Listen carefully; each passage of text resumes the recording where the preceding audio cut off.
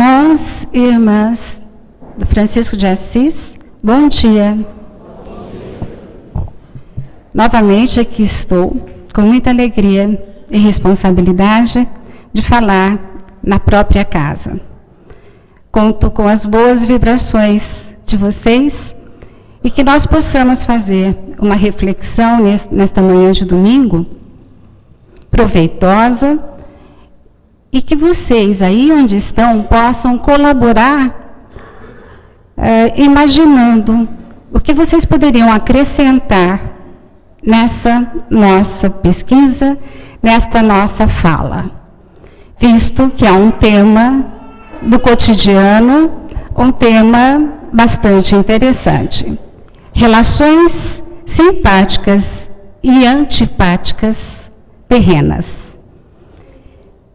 Esse tema está contemplado no Livro dos Espíritos, nas perguntas, entre as perguntas 386 e 390. É onde nós nos baseamos para fazer essa reflexão hoje aqui. Bem, uma pergunta óbvia: quem gosta de ser considerado simpático? Todos nós, não é? Quem gosta de ser considerado antipático? Ninguém. Será que nós conseguimos espontaneamente agradar a todos? Será que nós conseguimos espontaneamente não sentir desagrado por ninguém? Aqui nós estamos falando, vamos falar no sentido geral desse tema, mas vamos falar daquela simpatia e antipatia, aquele sentimento fulminante que se apresenta no mesmo instante em que olhamos para uma pessoa. Se você, por acaso, acha alguém antipático na sua convivência, não precisa se sentir culpado, geralmente é recíproco. Mas nós vamos ver, então, como lidar com essas situações. Na verdade, assim que olhamos para alguém, ou que alguém nos olha, nós somos taxados imediatamente. É a chamada primeira impressão. Vocês acham que a primeira impressão é a verdadeira? Vocês acham que a primeira impressão é a que fica? Bem, a segunda premissa é verdadeira. A primeira impressão fica, marca pelo menos muito. E se nós não tivermos uma oportunidade de, quando ela for negativa, revertermos essa impressão, vai ser um pouco dificultoso esse relacionamento. Mas ela é verdadeira? Será que a primeira impressão sempre é verdadeira? Vocês já conheceram alguém com quem vocês não se simpatizaram num primeiro instante e depois vieram a conhecer melhor e saber que ali estava uma pessoa digna da sua confiança, do seu afeto? Isso acontece, não é? Então, nem sempre a primeira impressão é a verdadeira, embora ela seja marcante. Nós sabemos que muitas pessoas, também simpáticas no primeiro encontro, podem estar usando aquilo que nós chamamos de máscara social. E, como é uma máscara, não tem durabilidade. Um dia cai. E aí, as pessoas antipáticas também, elas muitas vezes são apenas tímidas. Quantos tímidos padecem dessa situação, né? De serem considerados arrogantes, distantes. E, na verdade, é só uma timidez. Nós também sofremos muito quando somos sinceros demais. A sinceridade, que é uma virtude, ela também deve ser dosada, senão nós passamos a ser aquela pessoa sinceramente desagradável, que emite suas opiniões, às vezes, sem ser solicitado, e que vem a nos apontar a fazer alguma crítica no momento inoportuno. Isso também gera uma situação negativa no relacionamento. A palavra não. O brasileiro é tido como muito cordial, muito afetivo. Ele tem dificuldade em dizer não. Ele diz sim até para aquilo que ele não vai cumprir. Isso é pior, não é? Então, muitas vezes, a palavra não, que não é simpática, tem que ser dita. E aí vai causar também algum constrangimento. O mau humor. Pessoas mal-humoradas, que às vezes levantam mal-humoradas e depois de um certo tempo já estão melhores, mas naquele primeiro momento são mal-humoradas. Espero que já faça bastante tempo que vocês tenham acordado. Bem, eu tenho uma amiga de um relacionamento recente, que ela me disse logo assim nos primeiros contatos: olha, Mara, nós vamos ter que trabalhar juntas, vamos nos relacionar muito durante esse ano, então eu já quero te alertar, eu sou bipolar. Eu não sei se foi desculpa ou não, mas ela me dizendo assim facilitou muito. Tudo que ela fazia que não agradava, eu falava, não, espera um pouco, que daqui a pouco muda, não é? Então, passei a entendê-la. E olhe que ela é considerada, pela maioria das suas amizades, né, como uma pessoa muito difícil. Bem, muitas vezes, esse antipático é apenas diferente de nós, como nós vamos ver. Se nós cultivamos a humildade, nós vamos achar que é afetado. Uma pessoa que gosta de etiquetas, que gosta de regras sociais, que seja até muito educada. Se estamos cultivando a simplicidade, podemos achar que aí vai haver uma repulsa da nossa parte. Outras vezes, o outro, com seu modo de ser, com seu modo de agir, nos remete inconscientemente, aí a gente não tem noção disso, mas inconscientemente nos remete a uma lembrança desagradável de alguém ou de algum acontecimento. Nós relacionamos isso e já catalogamos e não gostamos da pessoa. Ela não tem nada a ver com a nossa lembrança, nesse caso. Estamos falando da antipatia terrena, não é? Nesse caso, ela não tem nada a ver com essa nossa lembrança desagradável, mas nós relacionamos inconscientemente e ela nos parece alguém não muito agradável. E a simpatia, o que é? É um dom? É uma habilidade social? Um carisma? Uma atração do acaso?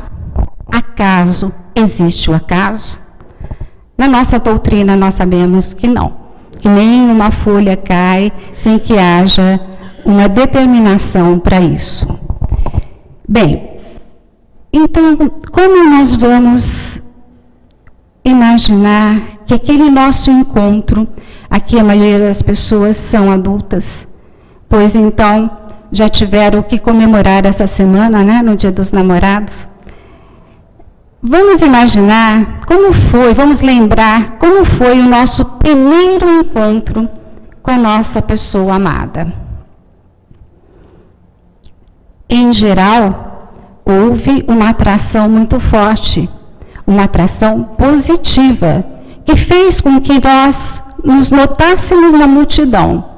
A primeira vez que a gente olhou para aquela pessoa, já sentiu alguma coisa. Em geral é assim, e simpatia. Há casos raríssimos de antipatia, que atraem as pessoas e depois elas passam a se amar. Resolvem, não é? Aquela questão, mas estão ligadas. É sobre isso que nós vamos falar aqui. Gibran Khalil Gibran, um escritor da minha juventude, faz já um tempinho, mas era um escritor da moda na minha época de juventude, de faculdade. Ele é autor de um livro, o seu livro mais conhecido chama-se O Profeta. Mas ele também tem um livro muito bonito que se chama Cartas à Minha Amada. São cartas que ele escreveu para sua amada chamada Mary. Em uma dessas cartas, ele descreve o primeiro encontro. Ele diz assim: a primeira vez que eu te vi, não foi a primeira vez que eu te vi. Eu já a conhecia. Eu reconheci você. Aqui a gente já começa a ter novas interpretações desse sentimento tão variável. Bem, os filósofos debruçaram sobre esse tema. Eles, na maioria das vezes, apontaram as suas teses para os pontos em comuns. Ou seja, se eu tenho muitos pontos em comuns com alguém, eu vou ter uma relação simpática com ele. Mas mesmo assim, como já dissemos aqui, sobravam aqueles que nós tínhamos muitos pontos em comuns e não nos simpatizávamos. E sobravam ainda aqueles que tinham nada em comum e nós morríamos de amor por eles. Bem, aqui também cabe alguma explanação sobre carisma. O que quer dizer carisma? Tem a ver com o tema, mas não estritamente. Mas, pois bem, carisma é aquela pessoa que tem carisma, é aquela que agrada, não uma relação bilateral, mas alguém que agrada a muitos. Ela tem um brilho, ela tem algo, ela tem um dom carismático de agradar o coletivo. Ela já veio, segundo a nossa doutrina, magnetizada para isso. Ela tem uma missão com o coletivo. Então as pessoas veem nela, espontaneamente, um líder. Essas pessoas têm, para determinados grupos sociais, elas têm um compromisso e elas são capazes de lutar por valores que estão na cabeça dessas pessoas que a admiram. Então, isso torna uma relação muito forte e todos gostam muito desse líder. Isso é carisma. O carisma também pode levar aqui nas nossas relações terrenas, é um dom que foi magnetizado no plano espiritual, mas pode levar aqui nas nossas relações terrenas a um equívoco. Uma pessoa que tem carisma e que lida com o coletivo, já adquiriu a confiança de um grupo enorme de pessoas, geralmente uma multidão, ela pode se sentir, então, com muito poder. E o poder, nós sabemos, pode degenerar. Então, muitas vezes, líderes que foram instruídos para levar uma missão adiante, eles se perdem e se tornam líderes carismáticos negativos. Nós temos exemplos disso lamentáveis na história. Vamos lembrar do mais famoso, que é Hitler. E lembrar também de alguns políticos que, às vezes, nós colocamos, né, muita fé, muita esperança nele, no seu discurso, e depois ele não corresponde, e depois ele pode entrar, devido ao poder, num sistema de corrupção. Imaginamos, então, que o poder é uma grande tentação. Se não souber lidar com ele, pode haver o caos pessoal. E esse indivíduo que tinha tanto a fazer por um grupo, vai ter que responder duramente, porque o mal que ele causou foi para muitos. Mas, felizmente, temos líderes carismáticos positivos. Esses, sim, fazem com que a humanidade, com que grandes grupos de pessoas deem salto evolutivo, se atentarem para o que ele diz, para o que ele vivencia. O maior desses líderes terreno foi Jesus de Nazaré. Há mais de 2000 anos, a sua luz brilha cada vez mais forte. Ele tinha esse dom ao extremo, não é? O espírito mais evoluído, isso era que habitou entre nós, isso refletia em tudo, em suas palavras, que deram origem aos evangelhos, que estão até hoje aí nos instruindo, e também dizem, na sua simples passagem, na sua simples visão, e o seu olhar, então, o seu olhar, dizem, era poderosíssimo. Maria de Madalena, consta na tradição religiosa, se aproximou de Jesus com segundas intenções e não um amor fraterno. Ela se apaixonou mesmo pelaquele homem e assim se aproximou dele com a intenção de seduzi-lo. Mas assim que seu olhar cruzou com o de Jesus, imediatamente esse amor que ela sentia se transformou e ela passou a ser a discípula mulher mais presente durante todo o messianato de Jesus e também posteriormente no apostolado, na era apostólica. Maria de Madalena, no cristianismo primitivo, comandou núcleos muito ativos para o cristianismo primitivo. Outros líderes carismáticos, Gandhi, Mandela, enfim, carisma é isso, no sentido geral, que também se liga ao que nós estamos falando. Mas voltamos à simpatia e à antipatia. Fernando Sabino é um escritor lúcido da nossa literatura brasileira, e ele diz assim: há pessoas que têm o dom de inspirar numa fulminante simpatia à primeira vista, quase sempre, aliás, injustificável. Isso é que intriga. Uma simpatia injustificável, ou seja, nada ali para que isso aconteça. O ser humano, nós sabemos, é um ser social, polivalente, moldável, plástico, ele pode transformar-se, ele pode renovar-se, e ele tem aptidões polivalentes. Enquanto os animais já nascem prontos para a vida, o homem, no entanto, com todas essas habilidades e capacidades, nasce frágil, sem proteção e necessita de cuidados para sobreviver. Ele depende do meio para humanizar-se e ser capaz de relacionar-se. Veja, com tanta virtude, com tantas aptidões, o homem não prescinde de cuidadores, principalmente nessa fase inicial da sua vida. Mas ele tem essa capacidade admirável de aprendizagem. E por isso também a sabedoria divina deu ao homem, diferente dos animais que já nascem prontos, uma infância longa. E essa infância junto com a família.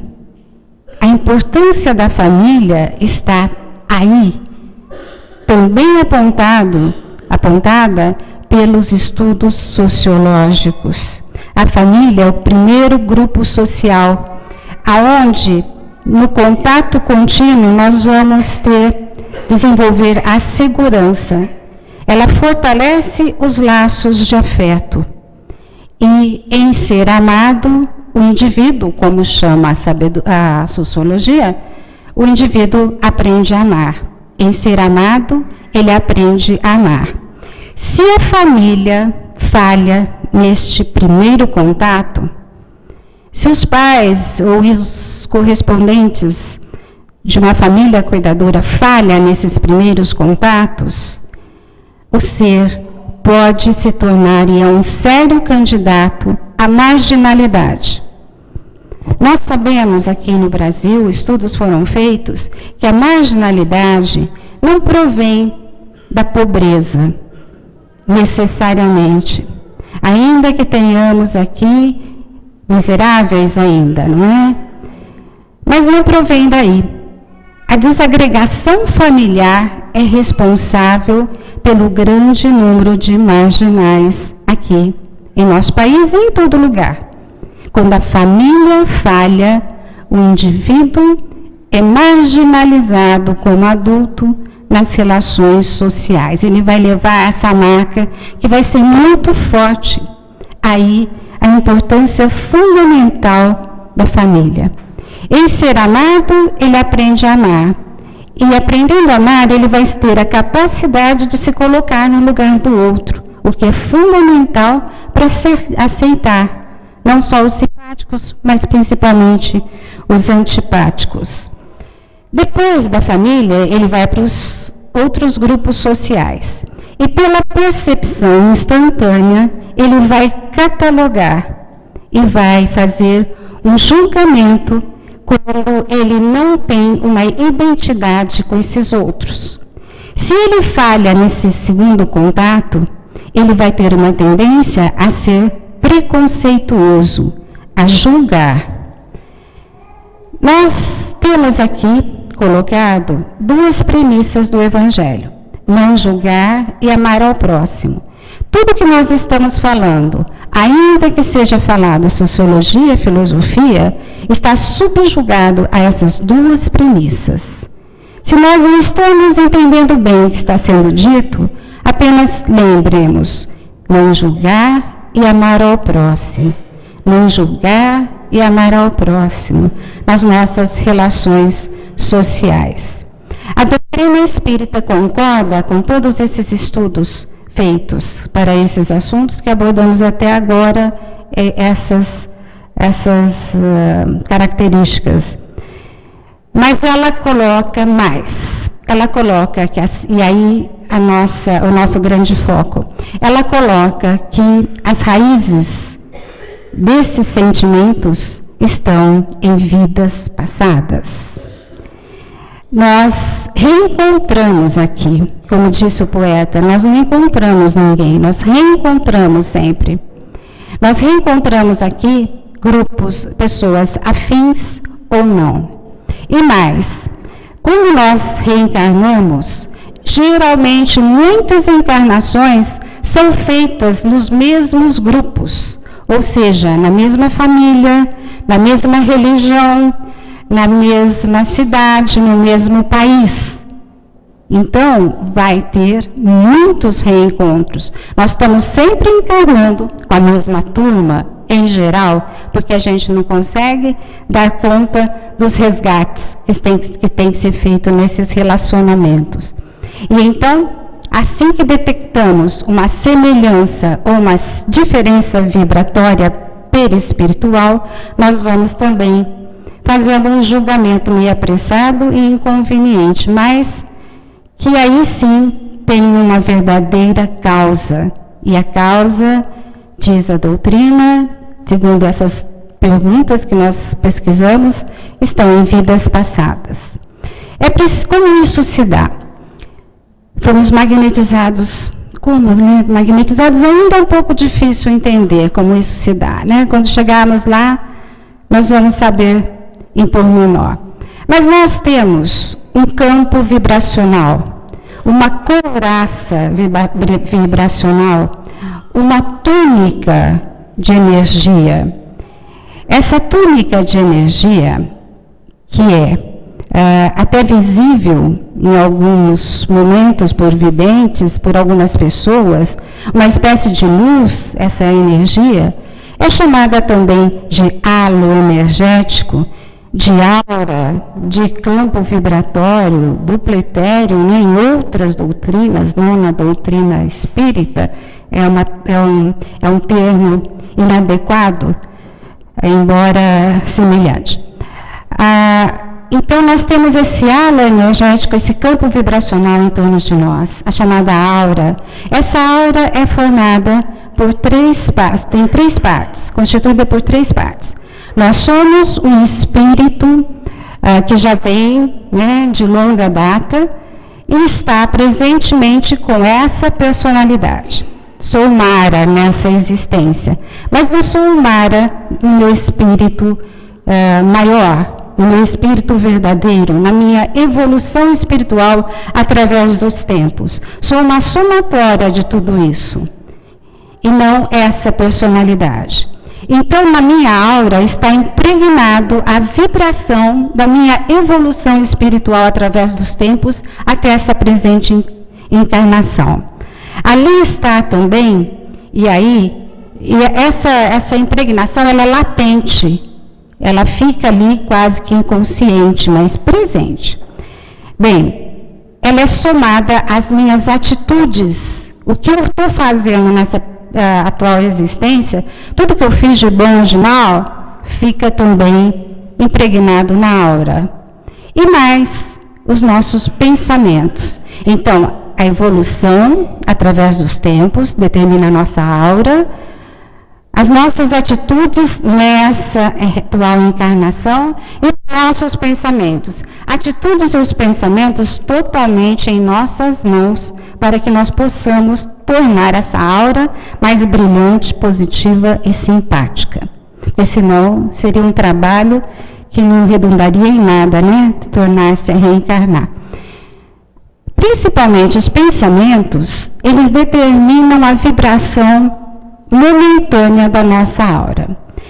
E, dizem os espíritos, essa aura é a plataforma onipresente em todas as nossas interações sociais. Então, quando nós chegamos para alguém, ou quando alguém chega para nós, nós temos ali, chegando antes, a aura dele. Estamos detectando a vibração. E a nossa aura também chegando até ele. Ele está também detectando as nossas vibrações. Pode haver o quê? Uma atração ou uma repulsa. E nós estamos também, neste momento, relembrando nesse reencontro. E aí, se em vidas passadas fomos fraternos, se não fomos fraternos, vamos ver o resultado agora. Só que isso explica, mas não justifica as antipatias, por exemplo. Nós podemos e devemos mudar através das nossas atitudes e dos nossos pensamentos essa nossa vibração para que ela seja sempre compatível com a do próximo. É um esforço, muitas vezes, porque há uma verdadeira repulsa. A nossa aura emite raios vibracionais que atraem ou repudiam. Então, quando nós percebemos a repulsa, devemos lutar contra isso. Devemos pensar positivamente que ali está uma pessoa diferente de nós, que talvez em vidas passadas tenha sido um agressor, tenha sido um desafeto. Bem, aí então você fala, poxa, quando então eu encontro alguém que é muito semelhante, geralmente do sexo oposto, eu tenho ali aquilo que se chama de almas gêmeas. Gente, mais uma vez, alma gêmea, nesse sentido de metades eternas, alguém que completa a gente, que é igualzinho a gente, não existe. O outro é o outro. O meu sim é diferente do seu sim. O meu não é diferente do seu não. Tudo aquilo que eu vejo, eu tenho um ponto de vista sobre aquilo que geralmente é só meu, que compete única e exclusivamente a minha experiência de vida. Então, entender isso é muito importante. A simpatia evolui sim para virtudes maiores, numa escala que pode chegar ao amor. Mas almas gêmeas é um recurso, vamos dizer, aparece algumas vezes, até várias vezes em poemas, geralmente, dentro da doutrina. Por isso, há um recurso poético, há um recurso de linguagem, querendo dizer que essas almas são muito semelhantes em seus propósitos, mas jamais que são metades eternas. Emmanuel costuma falar muito almas gêmeas. Falou tanto que no livro O Consolador, ele até fez algumas colocações que falaram, que nos deu a pensar, então existe almas gêmeas. E aquilo ficou ali tão marcado que no final do livro Consolador, na revisão, os mentores fizeram ele fazer uma nota, esclarecendo que não era bem aquilo, que almas gêmeas são espíritos afins, que estão com missões semelhantes. Almas gêmeas, nem de gêmeos, muito pelo contrário, muitas vezes são situações que são colocadas geralmente para nós evoluirmos e ficarmos bem próximos. A família consanguínea terrena, ela tem esse propósito.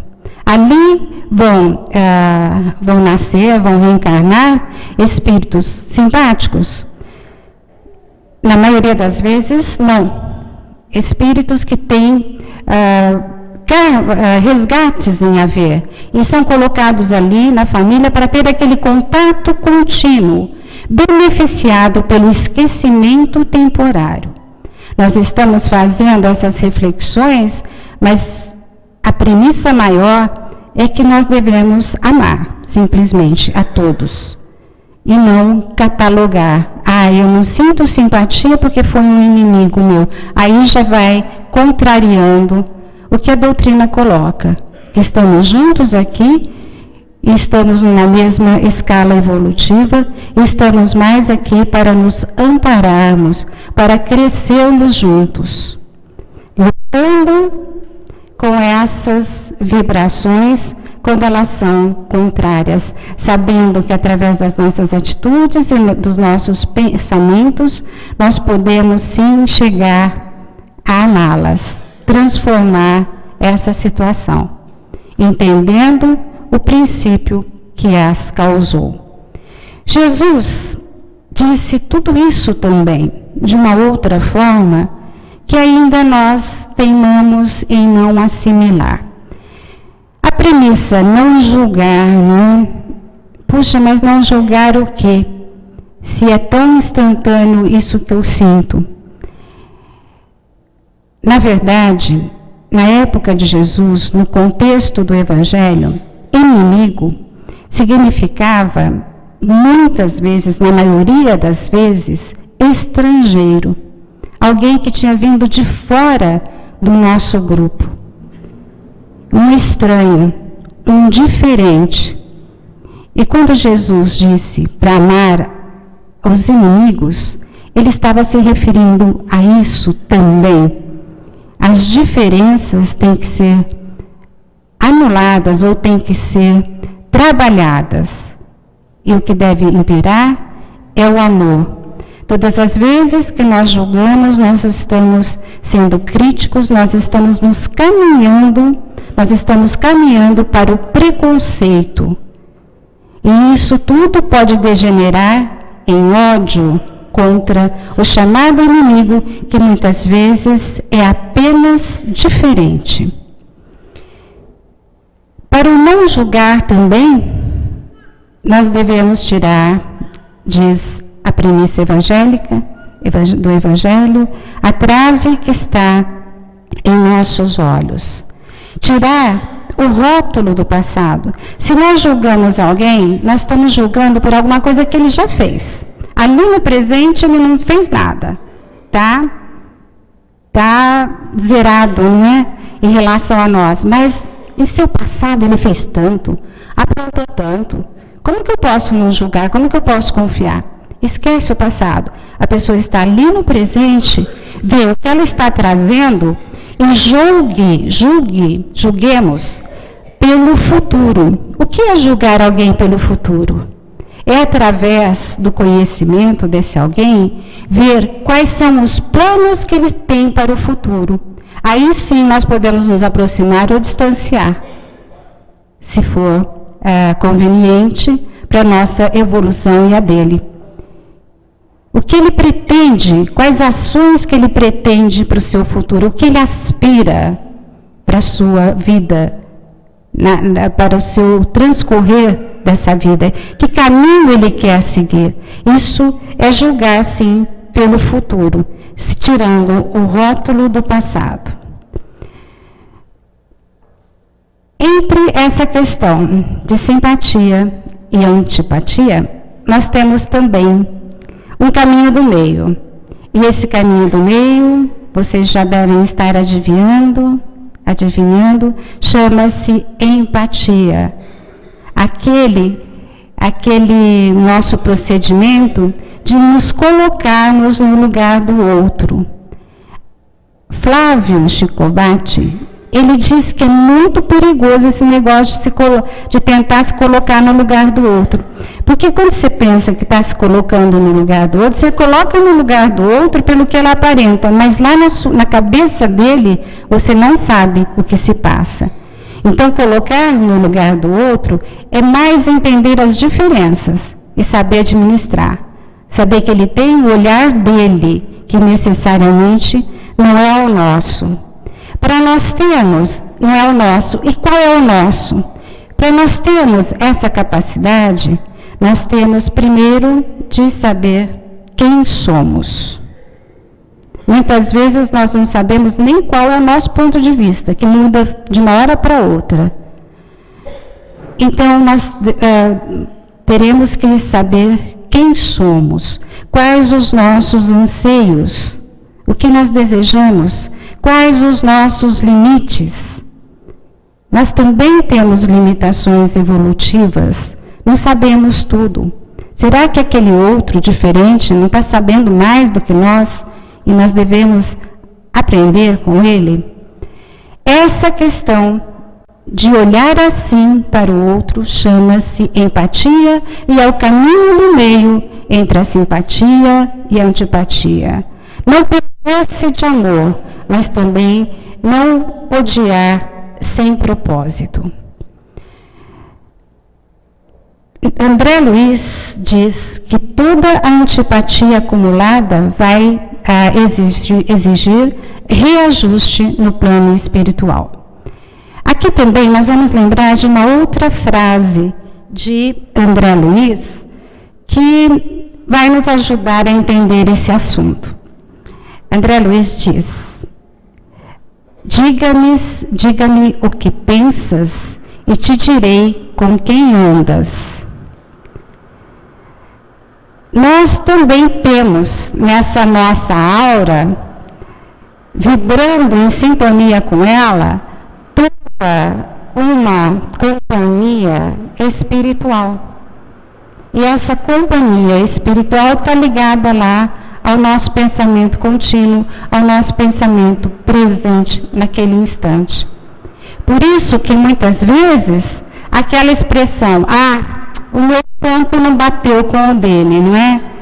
Tem até um certo cabimento, porque a nossa companhia espiritual pode ser antagônica à companhia espiritual do nosso próximo.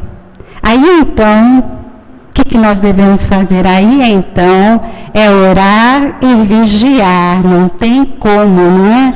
Orar para elevar a sintonia, melhorar as companhias e poder então nos relacionar, poder então interagir com mais acerto em nossas mãos, com as nossas próprias mãos.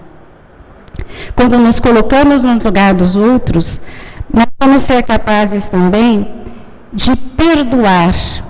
Em se perdoando o outro, perdoar é um termo grandioso, não é? Assim como amar, mas a gente está aprendendo, então vamos falar que nós amamos, que nós queremos perdoar e que nós conseguimos perdoar.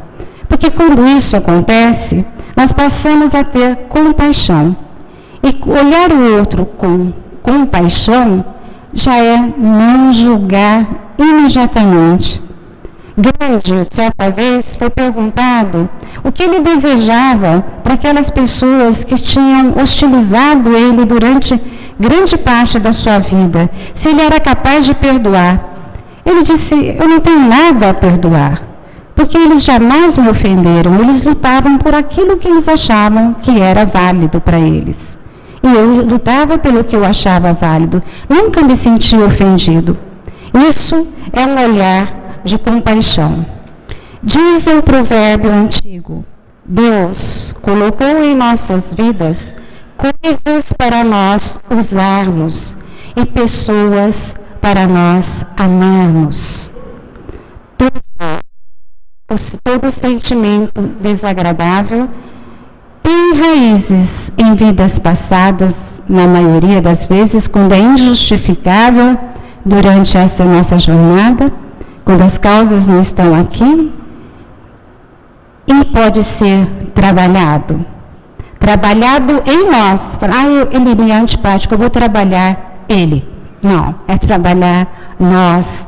A alçada é de fórum íntimo. Não vamos modificar alguém, a não ser que ele se motive pelo nosso exemplo. Dando exemplo, assim sim poderemos almejar qualquer coisa. Então Deus nos deu coisas para usar e pessoas, e aqui eu coloco também, né, animais, todos os seres vivos para amar. São os nossos irmãos numa escala infinita. Esse provérbio é antigo, mas tem um filósofo moderno que diz: vamos amar mais e esperar menos. Aí então não há erro, não há antipatia, só restará um sentimento verdadeiro de relações simpáticas. Eu gostaria de lembrar aqui, para concluir essa nossa breve reflexão, que deverá se estender pelo dia de vocês, não catalogando, mas vocês entendendo dessa forma como nós propusemos aqui, as suas relações sociais, as suas relações familiares. Chico Xavier escreveu seu primeiro livro, chamado Parnaso de Além-Túmulo. Em Parnaso de Além-Túmulo, ele faz uma coletânea dos melhores poetas brasileiros, com suas características ali peculiares. Um livro magnífico que já rendeu muitas teses acadêmicas.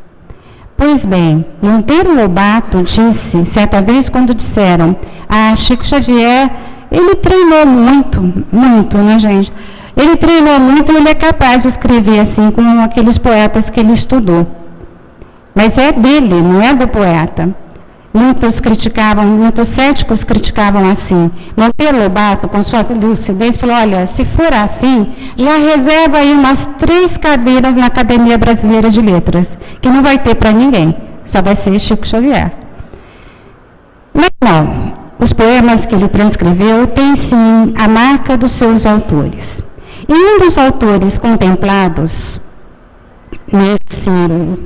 nesse livro, Parnaso de Além-Túmulo, é um que também foi lá da minha infância, distante também, não é? Chamado, muito simpático, chamado Casimiro de Abreu. Casimiro de Abreu está presente neste livro, Parnaso de Além-Túmulo, com 4 poemas. O que eu vou citar aqui para concluir a nossa manhã, não está presente no livro de Chico Xavier, mas é um poema encantador, com a marca de Casimiro de Abreu mesmo. Ele era encantador, simples ao falar. Pessoas simpáticas são simples também. Não são soberbas, arrogantes, nem sofisticadas. São simples. Atingem as carismáticas mais ainda, que é quando tem a simpatia exacerbada para o coletivo. Pois bem, esse poema chama-se Para uma Menina, escrito por Casimiro de Abreu, e diz o seguinte, que nós estamos aqui abrindo para compartilhar com vocês.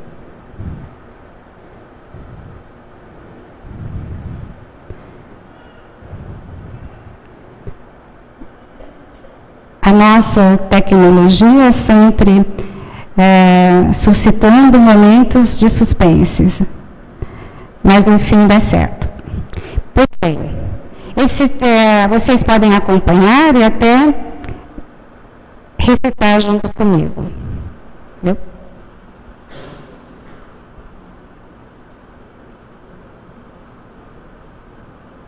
Para uma Menina, de Casimiro de Abreu, falando sobre simpatia.